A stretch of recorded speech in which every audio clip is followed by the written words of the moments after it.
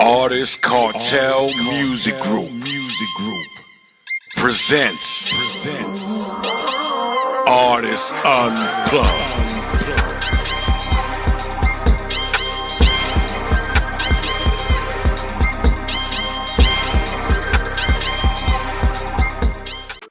Yo, what's up, man? It's your boy Tae and Ron, man. Welcome back to another episode of the Artist Unplugged Podcast. Hey, I'm here with my boy Ron again. You know how we do it. You know, we do this shit. But this is the Artist Unplugged Podcast. Who you plugged with? You feel me? Like, definitely. Come on. Who are you plugged in with? Yeah. World been going crazy, huh? Hey, bro. The world's always going crazy. Definitely. Everybody's talking about something, you know what I'm saying? Yeah, they got that P. Diddy stuff going crazy. Man. Funny part is they ain't really produced no evidence, you know, so they just really, they got him detained. They don't want him to let him go, but you got to look beyond the picture, you know. I forgot the company, you know, he was doing that wine, that liquor stuff. He sued the company. They were $3 billion, so they didn't like his attitude. And a lot of brothers got to understand, when you're dealing with high corporate people, and they still see us who we are. They look at us as niggas, you know, black, underachieved people that's trying to get in their world. Yeah. So when you start rubbing elbows with them, you got to keep it straight business. You know what I'm saying? Mm-hmm. I heard 50 Cent say, like, you doing business with big corporate billionaires like that, you just get your bread and keep it moving. Yeah. You know? Mm-hmm. And I read something where Puffy was making, he was getting something like 60 million. A year? No, a month, something like that, bro. He was caking off that alcohol. What's that shit called? Yeah, he was caking off that, man. I forgot what that shit was called. Yeah, so he, you know, like I'm saying, like they didn't produce no evidence. I mean, like, I don't know. I want freaking off. He basically was freaking off. You got him under your arrest for freaking off? That's what I wanted to ask you. Well, how do you feel about the 1,000 bottles of baby oil they found in his crib? That was out of order, but he might have been using it for some other purpose. But they said they found 1,000 bottles of baby oil. Yeah, they also 780. I think it was like 782 dildos. Man, you know they also control the media. So when they trying to destroy him, you know they're gonna put anything out. And a lot of people's clowning him and stuff. We shouldn't, you know, I look at it like you shouldn't clown the man, because all it is a distraction of what's really going on in the industry, what's really going on in the world. You know, the voting's coming up. You know, we trying to get a new president. All that stuff becomes a distraction. You know, when they need to be focused on real live stuff. You know. Yeah, I think I kind of noticed that. Every election year, some crazy shit go down. I don't know. Yeah. Some black person go down to the ground. But that's, you know, that's what it is. But how was your show? Man, shout out Buster, man. Shout out Buster Brown, man. Hey, he put together a crazy show. It was lit. Should have came out, popped out. Ron. Definitely, I should have showed up. I had some personal stuff going on. Yeah. I couldn't show up, but I know you showed up and showed out. Man, and I know Buster was going to represent. I didn't really have to have my appearance there. Y'all was there for me, you know. For sure, man. I had to, bro. Yeah, it was pretty lit. Wish you could have been there, but you know, it's all good. Yeah. I'll get the next one. I'll definitely be the next one. I don't like to miss classics. Yeah, man. You can't rewind the clock on those, man. Yeah. Try to, you know, keep the show rolling, keep the show going. You know, definitely. And this is an open platform for a lot of independent artists. Come on and get some slots. Like, it's for free. What are you waiting for? I mean, we got a lot of people lined up, but we need a little more. You know, this is for y'all. This ain't for us. This is for y'all. For both of us. You know, we both benefit from it. If you're serious about your craft, you know, email us. Let us know you want to come on. We'll definitely bring you on board. Most definitely. I had some couple people hit me up about the podcast, man. I'm trying to, recruit some people too. So if y'all see this, come through. Come through. Definitely want to get y'all share this platform with y'all, because after a while we ain't gonna be able to get some of y'all in there because we're gonna be booked, man. What? And it's gonna be paid. You gotta pay to get on. So while it's free, better take advantage of it. Take advantage, advantage of it. Free is only gonna get you, but so far, man. Definitely. So don't miss out. This is a special deal. Take advantage. So who you would say that you like their performance at the show? What artists caught your eye? Did any artists really catch your eye? I'm not gonna lie to you. It was a majority of everybody. You know what I'm saying? Good. Like Busta did his thing. Shout out to Lady Rain, Carolina show, and Cutter. They did their thing, but they gonna do like their the thing. way they reenact like their whole song and was doing the whole sequence. I was like, oh yeah. With And you know what's so crazy? When they did that, I felt like I belonged because I don't like to just perform. Right. I like to add a little entertainment with it. You know what I'm saying? So if I'm acting some stuff out, I'm gonna do that. You know what I'm saying? Right. So I felt like I was okay. This is my type of crowd. So I seen the footage of that. That was very nice. Yeah. Very entertaining. Everybody's creative in their own way. So why not show that? Definitely. Try to just be different. That's basically what the show is. Yeah. Just being different. Yep. Catching the eye. So what's this talk about? You want to drop some knowledge to the young kids and stuff like that. How they been going? Need to drop some knowledge to the young kids. Man. They out there reckless. They doing a lot of things that they don't have to do, and to me, they really being selfish because they're not thinking. Once you get into that crazy stuff, you're going to jail. Period. Yeah. You're definitely going to jail. There's no ifs and buts about it. And then you got to think of some of them young kids have kids. They have youngsters and they youngsters. Mm-hmm. So here they get locked up, go to prison, lose 20, 30 years of their newborn or their 1-year-old, lose time with their mother, their relatives, their sisters, they got brothers. They just be out of touch with society. And for what? Because you shot somebody because he had the wrong color on, or he was standing on a block that you don't even own, that the government own. It's like mad. But then it goes back to, there's a lot of old cats, old heads, what they say down south. We just say big bros or big brothers in New York. They just don't regulate they don't regulate at all. And it ain't like, they got a voice and they say exercise it because they've been through it, And a lot of things you got to look at now is just hoods. Everything is hoods. There's no communities. It's a difference between a hood and a community. Right. A community is going to protect the community. They're going to make sure everybody's doing what they got to do. They're going to make sure everybody respecting grandma, moms. You know what I'm saying? They're going to definitely pull up on you, tell you out of order. Get back in order.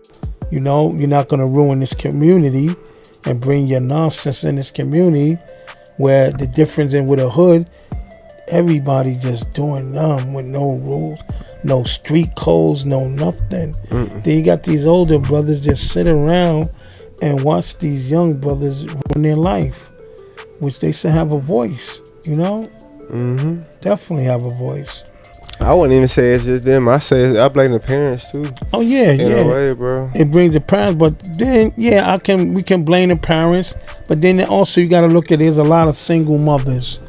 It's very rare that you find a father and mother in the same household. Think about it. How many of your friends have mother and father in their household?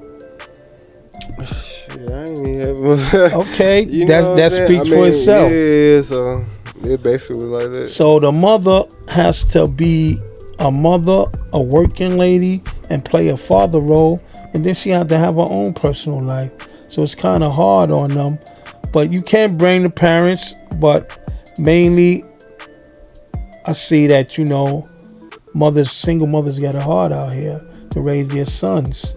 Because where you got a mother that going to work and she's not making, what's the minimum? $15 an hour, 17. And then here she got 2-3 sons, a daughter, maybe 3 sons and 2 girls. The 3 sons want some Jordans. Her check don't even cover the shoelaces. Unless you know where to get it from. Unless you know where to get it from. Get the bootleg. Hey. Save your mother some problems, money problems. But you know, my point is that a mother really have its hard out here. A single mother raising a family. You know what I'm saying? Mm-hmm. I seen at times, like in my household, you know, my father was always there, but he wasn't there. He didn't live with us. He was a great provider, but he wasn't a father. You know? And to me, that was the worstest thing, having a father like that. Then you know what it is to have a father and he's not really being productive the way he's supposed to be, but he's in your household, but he's not in your household.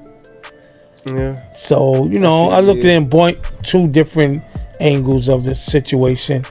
But the young youth, they got to get it together, man, because if they don't, think of the generation right now, they're going to be wiped the fuck out. Like wiped out. Because they wiping each other out. Yeah. You rarely hear about older people dying. Or you hear about, yo, little John died. Little Susie got shot in the head. Or Bobby just killed best friend. I don't know. It depends on where you at. Yeah. Sometimes, that's all over the world. Sometimes shit happens. Yeah, shit happens. But I just think the youth need to be more educated about what to look for once you do this killing and once you out here doing madness, you know. I think they just need to look forward to it. You know what's ahead of them. Because when I was locked up, I seen a bunch of young brothers come in. And then I seen a bunch of lifers that they ain't never going home. So guess what? Them young brothers was their little girlies. And look, I was doing like a max out of 20 years. But I had like 5 left. I don't put in about 14. So how much prison time did you do? Total I did 17 and a half years, not including the time I did in New York when I was young in the 80s. You know what I'm saying? So, I mean, not glorifying my prison time, but it came into a total of 20 years incarcerated, you know? And I seen young brothers come in. I'm here doing a short bit. I mean, if I had a 20, I got a 20, but brother got 3 naturals. So my little 20 ain't nothing. So if I were to step to him, it's like, yo, my bro, don't try to handle them little, man, I'm gonna have to fight all them lifers. First thing gonna say, man, you going home. What? Mind your business. So, I mean, but the bottom line is everybody glorified the life, the killing, getting the paper, the money, but nobody tell you about the flip side of it. And the flip side is when you get locked up, when you can't talk to your relatives, when you gotta hear the white man tell you when to piss, when to shit, when to take a shower, then you gotta have these damn predators watching you. Time you slip, they in the shower taking theirs. And you seen that firsthand? Yeah, I seen that firsthand, man. Some of the shit I seen in prison turned my stomach, you know. I was just fortunately, you know, and my prison time was in New York. My bulk of my time was out of state. So I'm coming into their zone, you know. I don't know nobody in their system. But I know, you know, once I come in, I know off of instinct what I gotta do, you know. Protect myself, mind my business, you know what I'm saying? But after a while I had co-defenders too. So, you know, you meet your co-defendant from prison to prison and you just start forming stuff, you know, forming a team when motherfuckers know you from out of state, you from New York. They not trying to really play on you like that because they know you about that if it comes down to that. But I seen kids come in, man, young brothers come in. First thing they want to prove something, yeah. Oh, talking shit like they about that prison life. And here you is, I'm looking at them, and there's somebody in there that got 30 years in already. His man got 18 in already, but they still got natural life bids. They gonna take your head straight off. You know what I'm saying? it's sad, man. Sad. Yeah, I've heard stories, man. It could be crazy out there, boy. It definitely could be crazy. I tell these young brothers, like, you can't imagine what you're going to face when you go into prison. I don't seen co-defendants come in, and I don't seen they turn on their co-defendants, meaning they don't know them. And they left out there alone to fight, you know? And like I always tell people, there's no guns in prison. Ain't nothing but steel. What? You don't know how to get no shank. You don't know how to get no shield. No stank. We got Lou in the car there. I can't see him. Came, you know. Yeah. Lou just entered the building. Boy just came in. He came in deep with the drinks. God damn. But yeah, that's it with that, man. I just, you know, hopefully one day we can start a little foundation or a little group home thing, so we can educate the young and get them on the right path. We can't save everybody, but if we save a bunch of them, they can save the person after them. You know, you can only save who you can save. That's all I say. Yeah, definitely. I know when I was coming, they tried to save me. I didn't want to hear it. I want that same money you get. You talking about lay down and don't make no moves. They don't making moves, you know. Yeah. But I had to learn the hard way. My pops used to always tell me, you don't listen to me, you're going to listen to that white man. I mean, man, I ain't listening to nobody. Got my first big, guess what? I'll tell you when to shit, I'll tell you when to shower, I'll tell you when to eat, and I'll tell you when to talk to your parents. I had to listen to that white man. You know what I'm saying? So that was a lesson. I learned a lot, man. Unfortunately, I had to go through my tribulations and trials and doing a lot of time to learn a lot, but I learned, you know what I'm saying? And I got a lot of knowledge and wisdom to pass on. It's up to the individual to listen. That's it. But I ain't gonna misstare you. I'm gonna tell you what it is and what it ain't gonna be. You know, but prison is not it. Because there's only niggas in prison. Ain't no kitty cat in prison. It ain't no nothing in prison. Unless you lucky, the prison guard. Yeah. I remember my pops was a funny nigga, God bless his soul. He used to tell his friends, you know, be at his house. Father got a bunch of friends. So me and my brother probably be there. He talking his junk. He like, yeah, my boys, they stay in prison. I don't know why they keep going back to prison. They must be because it's only prison. We can't say that. Look,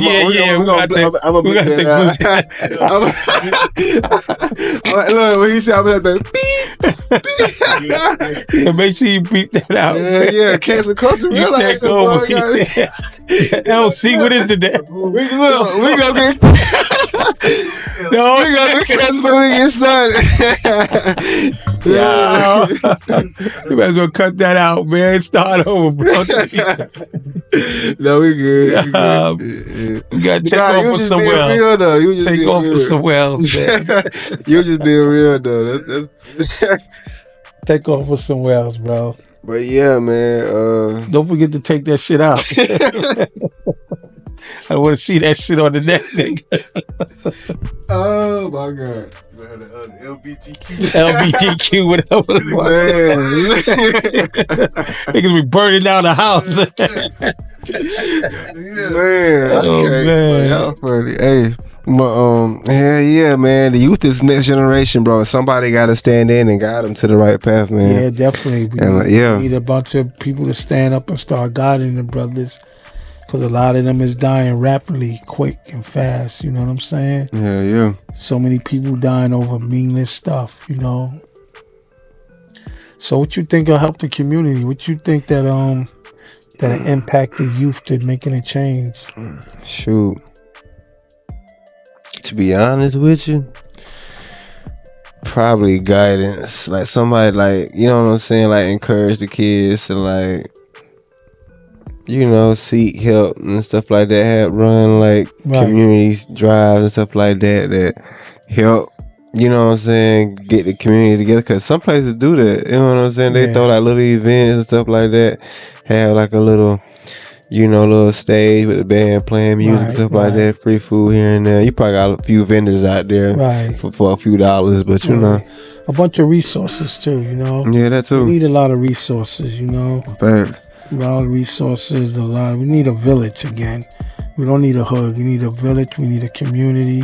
The community to stand up. You know, everybody stand up for what's right. You know, even it's your kid, it's wrong, it's wrong.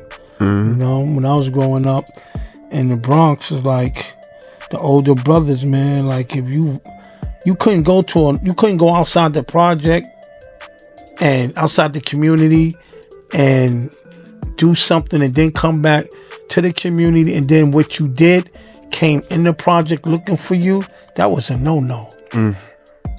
Every older person in there will come to you and say, listen, you gotta leave, because we got mothers, grandmothers, young kids walking around. You going out there causing a hazard, and they coming in here looking for you. Now we gotta protect the community. You know what I'm saying? You just couldn't, when I was growing up, you just couldn't walk through my community. Like, you had to answer. You couldn't come in and say, yo. Unless you was a kid, you know what I'm saying? Not even a kid, bro. What? No, you shit. I remember when my mom went to prison, and my sister dad, she basically left me to her at the time. You know, I thought my father had passed away, you know what I'm saying? So I had no place to go. So boom, staying with him, he wasn't really like, right. you know what I'm saying, like a good stepfather type shit. Right. Like, It happens sometimes. yeah, you know what I'm saying? So shit, like they stayed in the projects called Macintosh, you know what I'm saying? Okay. So like he'll go to work, he be gone all day, and I'll be stuck at the house with his sister, cause that's his sister house he was staying with. So then I'll be in there all day. Like, I didn't even go to school like for a period of time. Wow. Like, I didn't even go to school for a period of time, so that explained, like, you know what I'm saying, like when people ask like, dang, why you so old in this grade, but they don't understand, like, you know what I'm saying? Yeah. Started school at a later age. Yeah. Like for like second grade, my grandma held me back because I had my ADHD, which was going like messing with my schooling. And then that happened my fourth grade year, so that's basically held back twice. You know what I'm saying? Because I wasn't going to school a period of time. Okay. Man, I was walking the streets, all that junk. Yeah, that's why I was like, some hoods it ain't like that. Wow. Yeah, it ain't like that. You know what I'm saying? It's like when he be at work, and then if his sister gotta leave, I can't stay in the house. Wow. They won't let me stay in the house. Wow. Yeah, I don't know. They couldn't trust a 10-year-old in their house, but when they leave, I was outside. So sometimes, some days, they probably won't come back to like 6, 7 in the afternoon. Wow, you just walking I'm just around. walking around. You know That's what I'm crazy. saying? See, with my community, if that would have happened, the next door neighbor would have said, come on and get you something to eat. Come on and chill. Nah, I ain't gonna lie, it was a couple. It was a couple. Cool. Yeah, it was a few. But the good thing about it, one of my mom's old friends stayed like down the street. Right. So I remember where she stayed at. Right. You know what I'm saying? Like, man, I'm just a 10-year-old kid. Right. You know what I'm saying? So I gotta go based off memory. Like, okay, yeah, you know what I'm saying? So, you know, it was like a path right behind the project. So I walked that path because that's the way to the country store on the other side. Right. So I walked the path down there where we'll go over there. You know what I'm saying? Explain them the situation. You know, they fed me and stuff like that. That's good. Yeah. That's good. Yeah, growing up in the city was kind of rough, but it wasn't rough. Mm-hmm. A lot of people like, yo, I was when you was growing up in New York. Once you're in the jungle, you get used to the jungle. But now I haven't been in New York for a while, and I've been out of that life. Like, now I look back like, yeah, so you can't. It's crazy how I was living. Shit, no, like, yo, I be seeing some shit about that. I'm paranoid when I go back to New York. Like, man, they're gonna know I'm out of. Like, I've been away. Bro, I seen some video. I seen some clips. I thought was skits. Nah. New York is rough, man. And I, like I say, you grow up in the jungle. But when I was growing up, there was codes. There was you had to be disciplined. You know what I'm saying? But it was all about, like, I'll tell you, no exaggeration. Where I grew up at, the whole project was about getting money. Like in the morning, it'll be like Brooklyn, 15 right? of us. 15 of us, and we will get on the train and go down to Manhattan. And we just hustling, getting money. And then we'll come back home, stop uptown to where you shop at, grab some gear, sneakers, clothes, and then go back to the project. Everybody just hanging out. Wait, what year did you get locked up in? I got locked up in Mass. What year? Got locked up in 85. Oh damn! I'm about to say that you met Biggie. Yeah. Oh no, I didn't know Biggie. I never ran into Biggie, but I did grow up in Forest. But I grew up in my hood, in my community. But I also my sister godmother. They lived in Forest Project, so I spend a lot of my time with my sister godmother and my god brothers, and which they became my brothers. And Fat Joe, I seen Fat Joe. I grew up around Fat Joe. Shit. Grandmaster Flash and the Furious Five, Raheem. He came from my project. He's in a Hall of Fame of rock and roll with Grandmaster Flash and the Furious Five. I also grew up around Shy Rock. I went to. It's crazy. Like before I moved into my community, I used to live on Boston Road, like 169th Street, somewhere around there. At the time, Breakout is like DJ Breakout on the Funky Four. He was a well-known DJ, but I didn't even know once I moved out. One day I'm going to a block party, and I kept hearing about this Breakout, but I don't know him as Breakout. I know him as Keith. And I happened to run into him, and it was him. Shit. So I grew up around them, you know, the Funky Four, all of them, you know. Okay. Also, knew Pooba, Grand Pooba. Shit. Yeah, I know a couple of rappers from New York. Definitely. The Zulu Nation, you know, African Bambaataa and them. I used to go over there and play ball in Bronx River Project. That's where they come from. So I used to play ball for them and stuff. So I knew them. I know a lot of, you know, I came up with a lot of rap, but I wasn't into music. I was into chasing money. You know, so when that music scene hit the set, I wasn't really into all that. Right. I feel you on that. I would understand why, you know. Yeah. I was the one to get that money. Yeah. You know. You seen the bigger picture, you're like, nah, this ain't me. Yeah, that ain't me. You know, a lot of stuff that happened that I could have been worse, you know, it could have turned out worse for my life. I just felt wasn't what I wanted to do. I had friends that was into mad stuff, you know. But I always had a voice for myself, like, nah, I ain't doing that. That's too deep. You know what I'm saying? Yeah. That's too deep. I ain't doing all that. Yeah. You know, that's what y'all do. You wasn't a victim of peer pressure. You said, hell nah. Nah, I wasn't. And trust me, you was coming up in back then, in them days, like in the 70s, the early 70s, the 80s, a lot of peer pressure. You coming out and everybody dripped out. Everybody just dripped. And you just wearing the same old sneakers, the same old jeans. Nah, you definitely ain't trying to do that. So it's a lot of pressure, you know, coming up. But, you know, turn out to be what it is. You understand? You know. Yeah. It's pretty much like that. 2000s too. Yeah. A lot of peer pressure. Yeah. And that's why I was saying the youth don't need to be facing them peer pressures, you know. Nah, they need to have outlets, boy. You know? They don't give a damn. Yeah, they don't care. They gun you down in a minute and then think about it later. But then being locked up and then when them doors go, oh my God, what I'm doing here? Now you facing 20 years, 30 years. Now you just sitting there with your thoughts. Yeah. And your mind can be the worst prison. Right. I'm trying to tell you. You think the prison is the bad thing? No, it'll be your mind. It'll be your mind, man. Closed out from the world. That was, when I first got locked up, my straight, I was losing my mind. Like, damn, I ain't never going home. All them years I got to do, that's in my mind. Like 20 years? Then you wake up and so you did the whole 20? I did. And broken up time. Like I did like 8.5. Then I got out.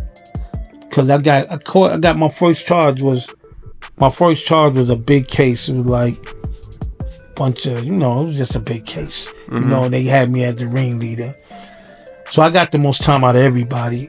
But they gave me like, my first bid was an 8 to 10, meaning you do 8 and then you do the other 2 on parole. So that's a 10. So when I got out on my first 8, I'm charged up like shit. I'm going back to take over these blocks. No doubt, you know. He said, I'm charged up. I'm been locked up. Nobody sending no paper. Hell no. I'm going back and, you know what I'm saying? So when I got out, I jumped right back into the game. I had a PO. He was a butthole. listen, I need you to get a job, and you need to do this, you need to do that. And my whole time I'm looking at this dude like, are you for real? Time he left out the door, I'm calling my cousin like, yo, bring that pack. You know what I'm saying? And I took off from there, not glorifying them, just telling you stuff I went through. I wish I could have changed what I went through, but it is what it is. Yeah, but so what artists shouldn't do? Let's get it. What artists shouldn't do? We always talk about what artists should do. What artists shouldn't do? All right, open up. Man, what artists shouldn't do? Don't upload your music to SoundCloud unless you're doing this for a hobby. You know what I'm saying? What happened to the Artist Unplugged podcast? Oh, I thought it was I thought we was talking about we left off it. Okay, we can do that then. Yeah, that's cool. Yeah. So like, yes. Let's go. Drop your music on SoundCloud. Yeah. Don't do that. You saying? M Dollar. Tega. Okay, Tega calling. We're gonna have some callers in. What you think artists shouldn't do when they get ready to release their music? Let's just figure out 5 things they shouldn't do. Don't load the SoundCloud. One. Why you say don't load the SoundCloud? Cause you're doing it for a hobby, man. Yeah, definitely. If you want to get serious, just go ahead and take the serious route. Just start where find you a distributor. DistroKid, CD Baby, TuneCore. You got a lot, man. United Masters. You know what I'm saying? So. Well, which one you think will be the best? Which one have you really liked it, as far as Shit, to be honest with you, DistroKid, I'm still with him. You still with him? How long you been with him? About 5 years now. Okay, it's working for you then. Okay. Like, I tried out United Masters, but everything don't work for everybody. Right. That makes sense. Right. So I just tested it out. It didn't work for me, so I just stood back to what worked. That's one thing they shouldn't do. What's the second thing they shouldn't do? I think they shouldn't just drop their music automatic. Yeah. Like leave the studio for the distributor to get home. They don't put it on distributor. They don't get it out there in 2 days. Didn't even listen to what they laid down. Because sometimes you got to listen to what you lay down and go back in and adjust the sound. Everything's not perfect, you know.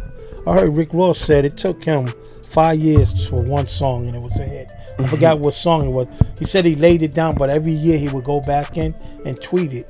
He said before he knew it was 5 years before he released the song. Yeah. I still got a song from 5 years ago now. That's my point. So I don't think the second thing, what we just talking about, I don't think they should just run from the studio and then just drop their music like that. They don't even put no promo behind it. They don't do Gotta nothing. have a plan, you know what I'm saying?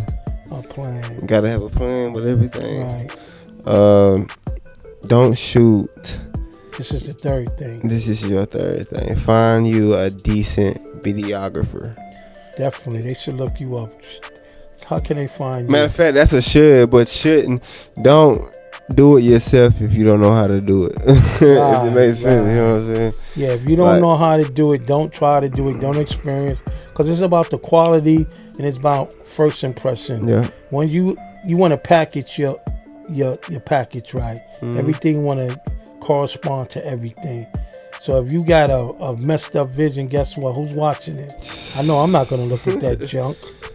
You probably going to have your homies play it probably 2-3 times and that's it. Right. It's got to be something like, man, that shit a little hard. You know what I'm saying? Like, when I see people drop, like, major artists drop music, I be expecting, like, a visual to, like, some of the songs. Because, you want a visual to it. You know, the visual change it at all. Because once you see the visual, it's like, damn. Right. It makes you want to listen to it more. And then you can identify to the person in the vision. Because you can't identify to no voice. You know, something like who's behind this voice? Let's get a vision going. So that's the third thing you shouldn't do, is just experiment on your own video. Find somebody that's well known. If you can't do it. No, we're not discouraging people. Yeah, if you can't do it, you can't do it. But we're not going to urge you to try if you can't do it. You know, you want your project to be great, you know. You know how many people out there throwing visuals and you're going to be on your camera trying to put something together? When you got Johnny on the other side spending $10,000 for his visions, you know what I'm saying? Smoking you out the door. So I'm gonna just be blunt. Don't try it. Don't try it. Don't try this at home, folks. Right. But yeah, man. Number 4. What do you think? Oh man, so many things they do wrong, man. What they be doing, man? I mean, you seen it all, man. You been doing this for a minute. I think the 4th thing, you shouldn't go to a studio without a slip sheet. If none of y'all know what a slip sheet is, it's a piece of paper where you have your engineer name on it. If you're doing a feature, you have the artist that you featuring with. You got yourself. You know what I'm saying? And then whoever part of the project. That way, when you're in the studio, you can write down what I'm going to give you featuring. I'm going to give this much for writers comp. I'm going to give the producer this much for the beats. So everybody sign the paper and everybody has an understanding what they getting out the project. Instead of going home, nobody know what they getting and you just feeding information into your registry. Right. So I think you should always, don't leave home without that paper. And also, don't leave the studio without your work. Please don't. Yeah, get your masters. Get your masters. Get your stems. Get your leaves, your branches, all that. Get everything. You're leaving that with the whole with tree. your engineer. So if you having to take off, you go back like, yo, I need the master. It's going to cost you $200,000 for it to come out my computer. Yeah. So that's the 4th thing I think they shouldn't do. Be prepared when you go in the studio. Handle it like it's business, because 95% of the music thing as an artist should be business. The other 5% should be your artwork. Your talent. Your talent, yeah. So a lot of people, like you said before, get scared of the business part and they start getting sloppy and just doing anything. But that's what I think should be number 4. That's what's up. You up for number 5? Number 5, man. The don'ts. Don't in your life. Don't ever look and think that you can do everything yourself. You can't. You need a team. Bingo. Team. T-E-A-M-E. Bingo. That's M-E. A team is value to you, right? Yeah. Without a team, you ain't. This is how we doing this podcast, a team. We got a team behind this whole podcast. Yeah. You don't see the team, but it's a team behind this. Definitely, you need a team. And you also need, people around you to tell you, you sound crazy. You sound crazy. You know what I'm saying? You're gonna, just like you saying, get a team. And a lot of them don't come with a team, Put people around you that's more educated about the music than you. Stop listening to your grandmother, your sister, and your auntie that don't know about music. Let me mad at you. I know what I'm doing. Bingo, you don't know what you're doing. I know. Why you gonna let Tae and Ron mad at you? They don't know what they're doing. Bingo, they misleading you. They have no idea what it takes to make the machine go. So you definitely need a team. So what would be the first step you think to add on to the team? What's the most valuable part to the team as an independent artist? What would you suggest an artist, the first piece that he should put on his board, creating a team? I can't really say first because you really need like a few things in the beginning. You need a financial advisor. Okay. You need a manager. Okay. Right, because even if you can't afford it, like try your best to be great with the money management aspect of it. Cause that's basically what it is. Yeah. Right. You definitely need a good engineer on your team. Yeah, that too. Definitely need a good engineer and a good producer. Yeah. You know what I'm saying? But if you could do it by yourself, you know what I'm saying? Right. Do the research. Yeah. That's what I did. Do the research. Yeah. And definitely gotta work hard. You gotta work hard. This is a job. This is beyond a 9 to 5. This is a 24-hour job. Yeah, sure. I'm tired right now. Yeah. You know what I'm saying? As you being an artist and also you doing videos and you also got your hands in the podcast, the label, it's a job. Hell yeah. You know, it's a job. There's no days off. She just had a show 2 days ago. And then I came home. I was like, man, imagine if I had like 10 shows lined up back to back to back. Boy, that's real hard work right there, man. That's past hard work. Yeah. That's dedication and hard work. That's passion. Together. Passion at its finest. Yeah. So you definitely got to do those things, you know, and bring the energy. Keep your energy. Like, work hard. You know, nobody like a lazy artist. Nope. You know, I got a bunch of artists. 1 minute they on, the next minute you can't hear from them.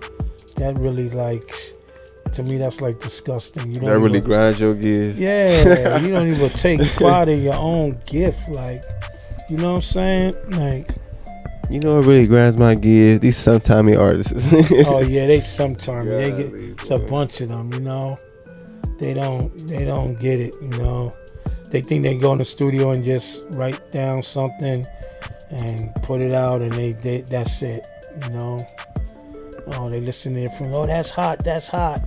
My best advice to be to an artist, independent artist, once you lay your track down, you listen to your music. Find a couple of people that you really don't know that you can just shoot your music to and get some feedback to it. Or settle in, your friends hear it. Yep. Of course, they're going to tell you it's hot. They think you're going to make it.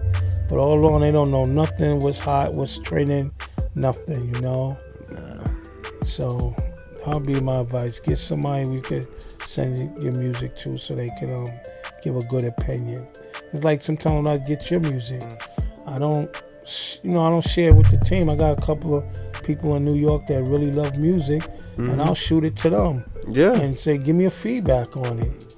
You know, doors open. It's bad, it's bad. Yeah, it's bad, it's bad. And they'll come back and say, this needs to be done or that might be done, but all on it's great. You know what I'm saying? That's positive feedback. So my thing is, don't just let your friends hear your music. I forgot what I said, but you were saying something about artists being afraid to pursue their dreams or something like that. Yeah, they need to pursue their dreams the way they need to be pursued and stop lacking on your dream. You know what I'm saying? Yeah. Because you're only going to be as good as you work hard to be. Yeah. I can't be good for you. You can't be good for them. They have to do that individually. You know? And take your music serious. That's it. You know? And come to the Artist Unplugged. That's it, podcast, man. We got a bunch of resources for y'all.